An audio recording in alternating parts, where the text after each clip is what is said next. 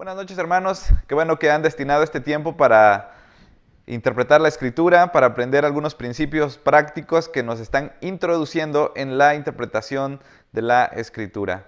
Bien, hoy hemos llegado a la regla número 10, que se llama Ten cuidado con la profecía batídica. Bien, por batídica entendemos aquella profecía que pues predice el futuro y que anuncia los eventos del porvenir. Hay mucha mala interpretación con este tipo de literatura en la Escritura. Y hoy nuestra tarea es ver como cristianos cómo enfrentarnos cuando leamos esas profecías que están en el Antiguo Testamento, pero también la profecía que encontramos en el Nuevo Testamento. Y el consejo del doctor Sproul es que tomemos con cuidado cuando estemos hablando acerca del cumplimiento de alguna profecía. Nuestra tarea como presbiterianos o como reformados es tener una orientación y una guía a la hora de interpretar estos pasajes que tienen este formato de profecía. Así que vamos a comenzar en este momento y vamos a indicar que a lo largo de la historia ha habido algunos errores a la hora de interpretar la profecía en la Escritura. Algunos naturalistas eliminan la profecía batídica. Bueno, los naturalistas son aquellos hombres propiamente racionalistas que intentan explicar las Escrituras. Hace muchos años hubo una corriente de pensamiento que estudiaba la Biblia con una mente naturalista y ellos empezaron a darse cuenta que no existía en la Biblia lo sobrenatural y trataron de eliminar todos aquellos conceptos o ideas donde había que entenderlo como un asunto que sucedió de esa forma, pero que ellos no podían creer eso. Como se acercaban a la Biblia de una manera racional y naturalista, pues quitaron cosas de la Biblia como cuando el pueblo de Israel cruzó el Mar Rojo, ellos decían que eso no fue posible y pues inventaban una serie de cosas para tratar de que la Biblia se le quitara lo sobrenatural y lo milagroso. Así que ellos tratan de decir que no es correcto o no es posible que los profetas hablaron de eventos que iban a venir en el futuro. Ellos niegan, podemos decir, es la postura que niega el cumplimiento de las profecías. Pero por otro lado, también ha habido intérpretes que tratan de ver en cada evento de la historia el cumplimiento de una profecía bíblica. Por eso en estos tiempos de coronavirus y de pandemia, ustedes saben que hubieron textos de la Biblia que estuvieron circulando y que lo asociaban pues con la venida de estos tiempos. Y no faltó el cristiano que pues dudó de esto o empezó a preguntarse cómo relacionar los conceptos que dice la Biblia y la situación que estamos viviendo en este tiempo. Pero bien, estos dos extremos hay que evitarlos. Hay una corriente de pensamiento que trata de ver en cada evento que surge en la historia y tratar de buscar su cumplimiento o su profecía en el Antiguo Testamento, y vamos a ver que eso no es posible. Hay que tener cuidado, hay que ser cautelosos a la hora de acercarnos a la Escritura.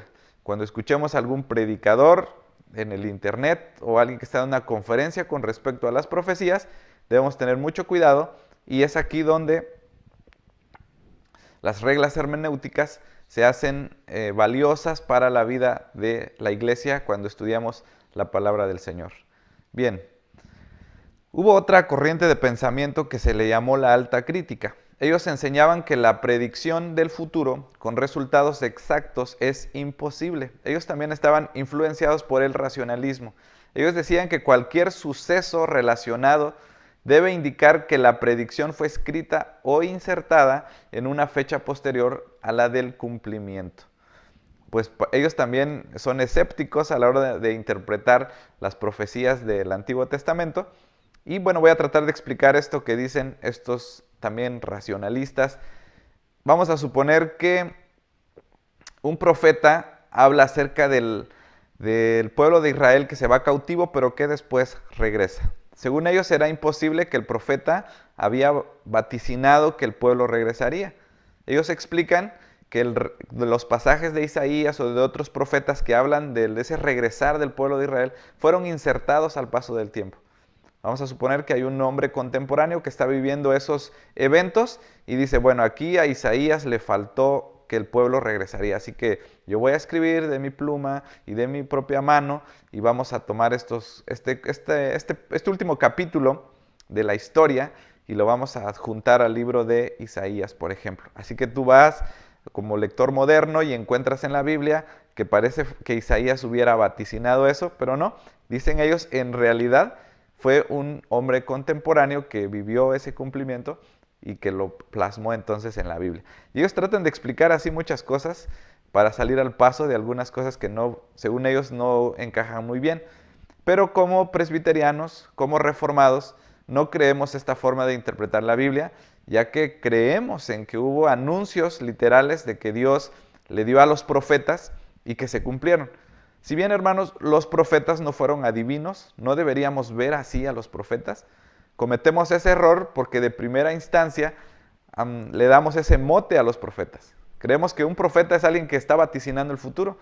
No, a veces un profeta traía un mensaje para su pueblo en el momento presente, que después Dios en su providencia traía otro cumplimiento mayor en el desenvolvimiento de la historia. Pero debemos pues tener algunos principios que nos ayuden a la hora de interpretar estos pasajes en la Escritura. En algunos casos, por ejemplo, ya entrando a la profecía en el Nuevo Testamento, cómo lo interpretaron los hombres del Nuevo Testamento, y eso nos ayuda a nosotros el día de hoy a hacer también una interpretación correcta de las Escrituras. Dice que en algunos casos se apela al cumplimiento de la letra del Antiguo Testamento, como el nacimiento del Mesías en Belén.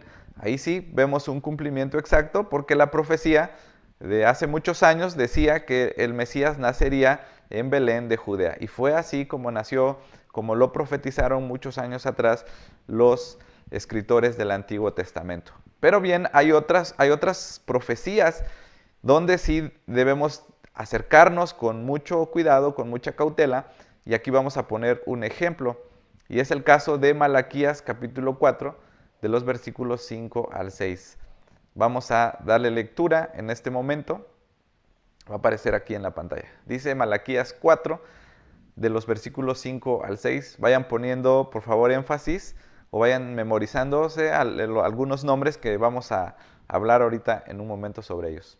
Dice así: He aquí yo os envío el profeta Elías, antes que venga el día de Jehová grande y terrible. Él hará volver el corazón de los padres hacia los hijos y el corazón de los hijos hacia los padres, no sea que yo venga y hiera la tierra con maldición. Pongo énfasis aquí en la palabra el profeta Elías. Dios iba a enviar al profeta Elías, aunque sabemos que para estas alturas, pues Elías ya había muerto. ¿Cómo vamos a interpretar esa profecía que está dando el profeta Malaquías hace muchos años? Con esta profecía del regreso de Elías termina el Antiguo Testamento. Aquí se cierra el Antiguo Testamento. Lo que sucedió después se conoce como los 400 años de silencio, donde no se escuchó la voz de Dios en Israel. Este es un periodo largo donde se supone, se entiende por la literatura y por todo lo que nos narran los libros intertestamentarios, que en este tiempo no hubo profeta y la voz de Dios no se escuchó. Se rompe ese silencio con la aparición de Juan el Bautista. De hecho, el Nuevo Testamento abre con la escena de Juan el Bautista predicando en el desierto. Hay algunas teologías que no comienzan con el Evangelio de Mateo, ni con el principio del prólogo del Evangelio de Juan, sino presentando a Juan el Bautista como ese predicador enérgico que les está anunciando la voz de Dios al pueblo de Israel. Dice, Juan el Bautista aparece en escena y todos se preguntan, ¿quién es este personaje? Porque causa mucha expectativa y pues las especulaciones se comienzan a dar, y es en torno a esto que hoy vamos a poner este ejemplo para que tengamos cuidado a la hora de interpretar la profecía batídica. Volvemos a recordar antes de la explicación que el profeta Malaquías ha dicho que vendría el profeta Elías antes de la venida de nuestro Señor Jesucristo. Juan 1, 19 al 23. Juan ya ha estado predicando y pues los judíos, los fariseos tienen mucho deseo de saber quién es él. Dice así: Este es el testimonio de Juan cuando los judíos enviaron de Jerusalén sacerdotes y levitas para que le preguntaran, ¿tú quién eres? Vean cómo ya los fariseos, que eran los eruditos, ellos tenían bien consciente el pasaje de Malaquías, y por eso al ver que cuadraba con Juan el Bautista, pues envían una comitiva para buscarle y preguntar quién es. Pero Juan el Bautista dice eso en el versículo 20. Confesó y no negó, sino que confesó: yo no soy el Cristo. Y le preguntaron: ¿qué pues? ¿Eres tú Elías? Dijo: no soy. ¿Eres tú el profeta? Refiriéndose al Mesías. Y él respondió: no. Le dijeron: pues, ¿quién eres? Para que demos respuesta a los que nos enviaron. ¿Qué dices de ti mismo? Dijo: yo soy la voz de uno que clama en el desierto, enderezad el camino del Señor, como dijo el profeta Isaías. Si nos damos cuenta aquí, Juan el Bautista no acepta o no reconoce que es Elías el que estaba profetizado en Malaquías. Pero aquí se nos complica el asunto porque veamos qué es lo que dijo Jesús de Juan el Bautista, en Marcos 11 del 9 al 13. Aquí se le hace una pregunta a Jesús, dice el texto. Y le preguntaron diciendo: ¿por qué dicen los escribas que es necesario que Elías venga primero? Los fariseos estaban atentos y este texto lo tenían muy presente, el de Malaquías, y en base a eso estaban haciendo su juicio si Jesús era o no el Mesías. Versículo 12, respondiendo él les dijo: Elías a la verdad vendrá primero y restaurará todas las cosas, y como está escrito del Hijo del Hombre, que padezca mucho y sea tenido en nada, pero os digo que Elías ya vino y le hicieron todo lo que quisieron, como está escrito de él. Jesús está afirmando que Juan el Bautista es Elías. Jesús está diciendo: Elías ya vino en la persona de Juan el Bautista. Vean la contradicción, ¿quién tiene la razón? Cuando le preguntan a Juan el Bautista, él dice: yo no soy Elías. Y Jesús está diciendo que Elías ya vino, refiriéndose a Juan el Bautista. Y entramos en una contradicción y la profecía que parecía tan clara, ahora se empieza a complicar un poco más, y como estudiantes de la Biblia pues tenemos que dar una explicación lógica porque sabemos que la Biblia no se contradice. Así que vamos allá y vamos a leer otros pasajes que nos van a ayudar a explicar esto. Marcos capítulo 11 de los versículos 12 al 15 dice de la siguiente manera: desde los días de Juan el Bautista, dice Jesús, hasta ahora, el reino de los cielos sufre violencia y los violentos lo arrebatan. Porque todos los profetas y la ley profetizaron hasta Juan. Y si queréis recibirlo, él es aquel Elías que había de venir. El que tiene oídos para oír, oiga. Fíjense por favor en el versículo 14, porque Jesús dice: y si queréis recibirlo. Aquí Jesús está dando a entender que algunos no lo recibirían como Elías. Jesús vuelve a afirmar aquí que Juan el Bautista en cierta medida está representando a Elías. Para aquellos que creen en el mensaje, él decía: yo estoy bautizando en agua, pero va a venir otro que va a bautizar con el Espíritu Santo. Así que vemos cómo Jesús no está aplicando literalmente la profecía que dijo hace muchos años el profeta en el Antiguo Testamento, el profeta Malaquías, pero sí está tomando una aplicación, podemos decir, espiritual, una aplicación que, como vamos a leer ahorita, que Juan el Bautista vino en el poder de Elías. Siguiente pasaje que nos ayuda a esclarecer pues esta aparente contradicción en Lucas 1:17. E irá delante de él con el espíritu y el poder de Elías. Se está refiriendo a Juan el Bautista, para hacer volver los corazones de los padres a los hijos. Eso lo dijo el profeta Malaquías. Y de los rebeldes a la prudencia, de los justos para preparar al Señor un pueblo bien dispuesto. Aquí sí vemos claramente cómo relacionar esa aparente contradicción. Nos damos cuenta entonces que Jesús tenía una forma muy diferente de interpretar la profecía batídica. De esto vamos a aprender. Juan no era realmente la encarnación ni la aparición de Elías, pero en cierto sentido era Elías, porque vino en el espíritu y en el poder de Elías. Vino en el espíritu y en el poder de Elías. Así que, pues Juan el Bautista, sí, en un sentido, era Elías. Esto explica la respuesta de Jesús y la negativa de Juan el Bautista. Jesús dio libertad para el cumplimiento y no insistió en cuanto a la verdadera identidad de Elías y Juan el Bautista. Jesús hizo una interpretación profética, pero no lo literalizó. Así que en este caso, hermanos, vean cómo si lo tomamos literal, vamos a tener conflictos y se nos da una idea de cómo esta literatura debe ser interpretada en el Nuevo Testamento. Veamos ahora que la profecía apocalíptica es la más difícil de tratar o de entender en el Nuevo Testamento y hay una explicación ahí. Este tipo de profecía se caracteriza por un alto grado de imágenes simbólicas que en ocasiones no son interpretadas y otras veces quedan sin interpretar. Hay ocasiones donde se presenta una imagen y se da la explicación a continuación, pero en ocasiones solo se presenta la imagen y es tarea del intérprete, del estudioso de la Biblia, del cristiano maduro que pues no se quiere quedar con una lectura superficial de la Biblia, sino que trata de estudiarla.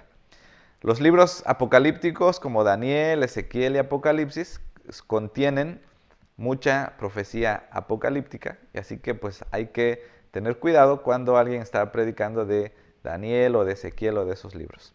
Una clave importante para la interpretación de estas imágenes es la de buscar el significado en general de tales conceptos en la Biblia misma. La mayoría de las imágenes en el libro de Apocalipsis se encuentran en otras partes de la Biblia, particularmente en el Antiguo Testamento. Conocer qué es lo que se está refiriendo, qué son esas imágenes, nos van a ayudar a no cometer ese error de darle la primera interpretación que parece natural, pero que hay que buscar, ¿verdad?, en su cumplimiento, su historia.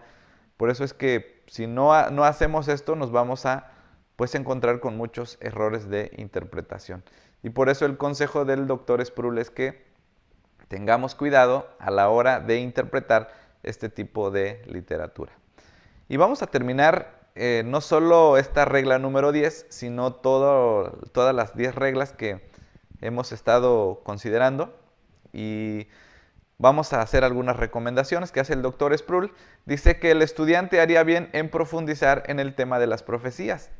¿Por qué? Porque no hemos aquí abordado de manera exhaustiva la literatura apocalíptica ni de la profecía. Hay estudios más profundos que ustedes pueden hacer para desarrollar este tema. Pero yo les diría que también podemos hacer lo mismo con cada forma literaria de la Biblia. Si te interesan los proverbios o los salmos, también puedes profundizar. Hay material. En lo personal me gusta mucho interpretar la literatura sapiensal o los salmos, los proverbios, Eclesiastés. Me fascina mucho y se me facilita porque le he dedicado un poco más de tiempo. No así con el de las profecías, que siento que no es mi fuerte, pero podemos profundizar. Hay material que nos va a orientar en base a eso. O alguien pueda decir, a mí me interesa estudiar las narrativas del Antiguo Testamento o los evangelios o las cartas.